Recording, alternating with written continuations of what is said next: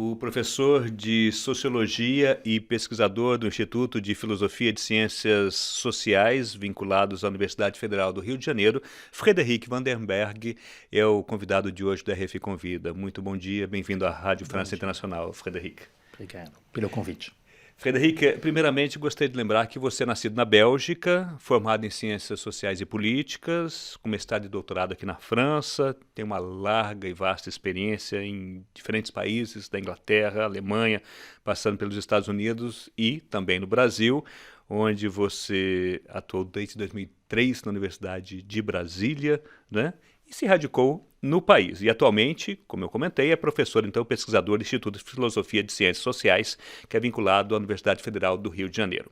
E recentemente, Frederico, você que também é professor convidado aqui da Escola de Altos Estudos em Ciências Sociais aqui de Paris, deu uma palestra com o seguinte tema: o túnel no final da luz, análise da conjuntura brasileira e uma perspectiva comparativa. Ou seja, existe um trocadilho aí, né? Não é a luz no final do túnel, é o túnel no final dessa luz. Gostaria de saber, primeiramente, Frederic, qual foi o tema e o eixo dessa sua análise comparativa da situação do Brasil atualmente. Exatamente. Eu escolhi este título, que na verdade emprestei de um livro em inglês, mas para indicar simplesmente o desespero, que é um desespero objetivo. A experiência, a vivência no Brasil depois das eleições é muito difícil. Eu diria que os sentimentos mais compartilhados na academia, nas universidades, entre os colegas e os amigos, é tristeza e também muito medo. Então, a palestra que fiz, que dei lá na École des Hautes Études, era uma análise da conjuntura. Tinha proposto um outro título, que era análise da disjuntura, porque a situação é bastante preocupante, porque acho que a situação no Brasil é realmente uma situação extrema. O Bolsonaro não é um presidente como um outro, e da mesma maneira que a extrema-direita não é uma extrema-direita como uma outra. Estamos confrontados a não meramente um populismo da extrema-direita, que podemos encontrar em outros países, mas realmente uma extrema-direita populista. E eu diria que todos os valores nas quais pessoas liberais, democratas acreditam, estão em suspenso e ameaçados. Eu, pessoalmente, nunca pensei que na minha vida viria uma desconstrução ativa dos direitos humanos e de uma democracia liberal. Porque é o que podemos ver também com os governos populistas, que alguns são mais autoritários do que os outros. Para me preparar para essa palestra lá na École, eu li vários livros sobre o populismo, o autoritarismo, e parece às vezes que as direitas também estão lendo esses livros, mas com um checklist. Já fizemos isso, vamos chegar lá, vamos combater o socialismo, o comunismo, o marxismo cultural. E, claro, podemos ver também que todo o espectro político, na verdade, de um dia para outro, ou melhor, num espaço de tempo muito curto, simplesmente se deslocou.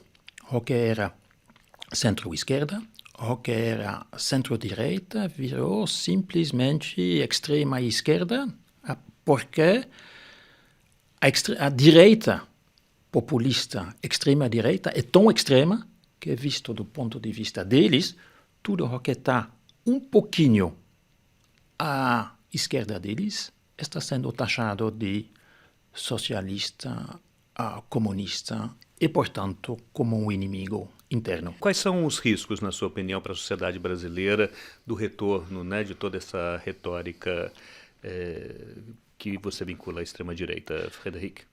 Eu mudei um pouco a minha interpretação. quando, digamos, depois das eleições, eu pensava que sim, seria a partir do 1º de janeiro uma volta para 64. Agora, eu acho que este elemento está presente, mas para entender o que está acontecendo no Brasil, temos que utilizar uma perspectiva internacional comparativa.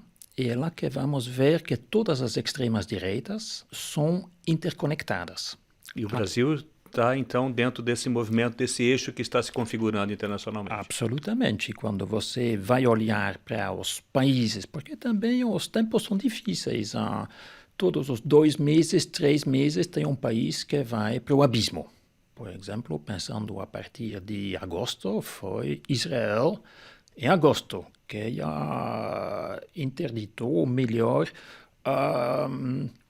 mudou a posição do árabe como língua oficial. Depois foi a Itália, com a Salvini e essa associação um pouco contranatural entre Cinque Stelle e a extrema-direita. O Brasil. Então, o que podemos ver é que todas essas direitas são interconectadas, mas a especificidade do Brasil é de misturar um pouquinho as características. Às vezes, eu acho que o Brasil é uma mistura da Rússia, com uma democracia de fachada, da Turquia, com a repressão que vai chegar dos intelectuais e dos artistas, também acho das Filipinas com Duterte, porque é a política que eles estão tramando, armando contra, digamos, o crime, mas também contra os favelados, vai ser uma matança. Como você sabe, o Brasil aboliu a pena de morte, mas as propostas do governador do Rio de simplesmente matar todos os traficantes que estão com uma arma na mão, significa, na verdade, a reintrodução da pena de morte. Também temos que dizer que no Rio de Janeiro, realmente a situação é preocupante, porque temos, em cima de todos, temos o Bolsonaro, não somente ele, mas o clã Bolsonaro, os 3 filhos dele, temos um governador Witzel também da extrema-direita e temos um prefeito evangélico. Então a situação é bastante desesperadora.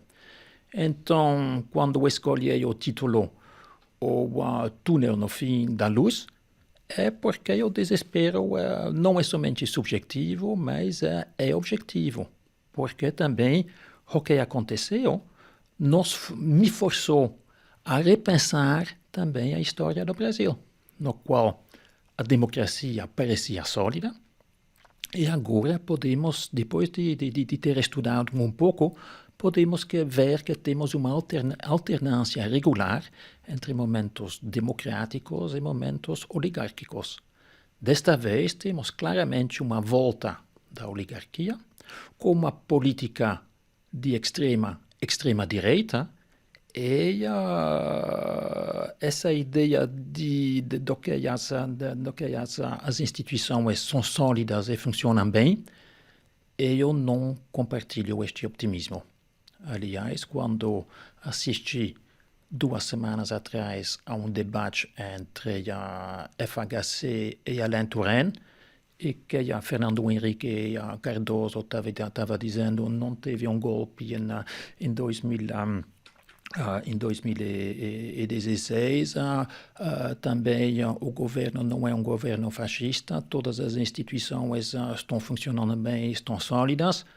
Bom, é verdade que ele não estava tão ufanista como o Temer, o presidente Temer, que sempre falava da harmonia das instituições. A situação é muito, muito preocupante, porque temos uma multiplicidade de crises que estão acontecendo no mesmo tempo. Uma crise econômica, que ninguém sabe como resolver, uma crise política, porque mesmo a questão do golpe ou do impeachment, agora sabemos porque o Moro agora é ministro da Justiça. que retroativamente, acho, permite de qualificar sabe, toda a situação como também uma crise jurídica, uma crise política, com a corrupção. Aliás, a corrupção, todos os governos da extrema-direita na história sempre tomam o poder a partir de indicações, ou melhor, uma crise que vão criar, denúncias da corrupção, mas também todos os governos da extrema-direita sempre estavam corruptos, mais corruptos do que os outros. A ditadura no Brasil não era uma exceção. Claro, durante a ditadura não tinha espaço para denunciar a corrupção. Mas essas direitas são interconectadas e, na verdade, estão trocando as informações. E essas direitas inconectadas vão levar ao quê, você acredita, Frederic Vandenberg? Isso é difícil de saber, porque é o que temos. Eu acho que claramente podemos ver de um lado, uma política econômica ultraliberal. Acho que com o superministério da Economia e com o Paulo Guedes, é evidente que já temos uma política, lá de novo, bastante radical. Quando que é uma política de austeridade, e o Brasil é bem particular, porque o governo Temer inscreveu a austeridade na Constituição e você sabe que todos os gastos na saúde e na educação são bloqueados para os próximos 20 anos. Não tem nenhum país no mundo que tem isso. A reforma da lei trabalhista, com a abolição da distinção entre as atividades meio e as atividades fim, significa que a terceirização agora pode ser universal. Agora o Paulo Guedes vai ainda mais radicalizar essa política. É claro que tem continuidade com o Temer. Eu dei também uma palestra na École des Hautes Études, também no seminário de Afrânio Garcia, no ano passado. E já estava analisando a mudança radical, digamos, depois do impeachment, é uma mudança que agora, essa mudança econômica, política, ecológica, em todas as agendas, é simplesmente uma radicalização de políticas que o Temer já tinha estourado.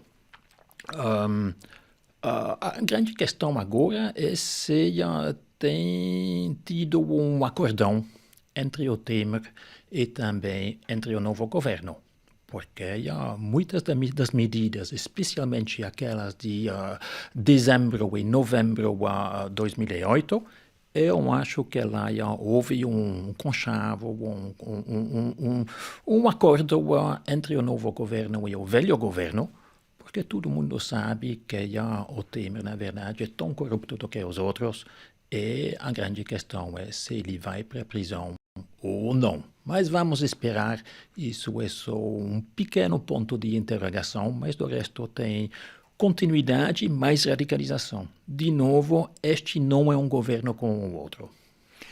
Bom, última pergunta, Frederic Vandenberg. Você trabalha numa instituição acadêmica. Eu gostaria de saber qual que é o clima entre os professores, pesquisadores que trabalham, né, nesse meio acadêmico e você, particularmente, tem a intenção de continuar no Brasil a partir desse cenário que você descreve? A situação das universidades no Brasil é extremamente crítica. Nos últimos 3 anos, o orçamento nos departamentos das ciências sociais, mas também os outros departamentos, foi cortado de 75%. O novo governo vai cortar ainda mais.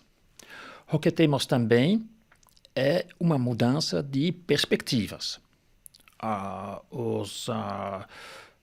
Digamos, as pessoas, os alunos, os estudantes não têm mais, na sociologia, nas ciências sociais, não têm mais perspectivas para o futuro.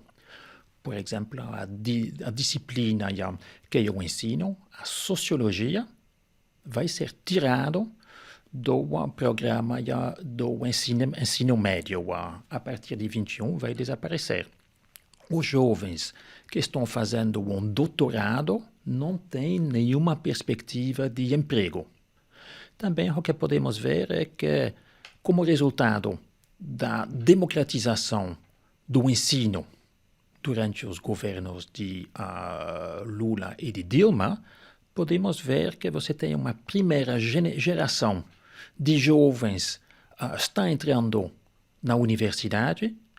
Então, você tem uma massificação e, no mesmo tempo, agora um gargalo estrutural. Tem isso.